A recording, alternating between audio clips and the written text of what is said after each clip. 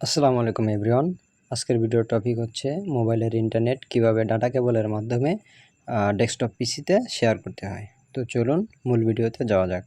তো প্রথমে আমরা ডেস্কটপের সাথে মোবাইলটিকে ডাটা কেবলের মাধ্যমে কানেকশন করে নেই।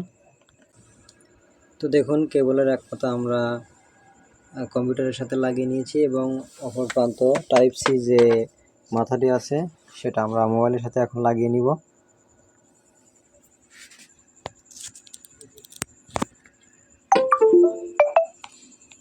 তো আপনারা সাউন্ড শুনতে পেলেন, কম্পিউটারের সাথে আমরা কেবলটি লাগিয়ে নিলাম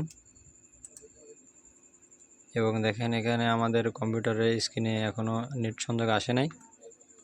তো এখন আমরা ডাটা কানেকশন অন করে বাকিটা মোবাইল স্ক্রিন থেকে দেখাচ্ছি। তো দেখুন ডাটা কেবলটি কম্পিউটার টু মোবাইলে কানেকশন করার পরে আমাদের পরবর্তী কাজ হচ্ছে মোবাইলের ডাটা কানেকশনটি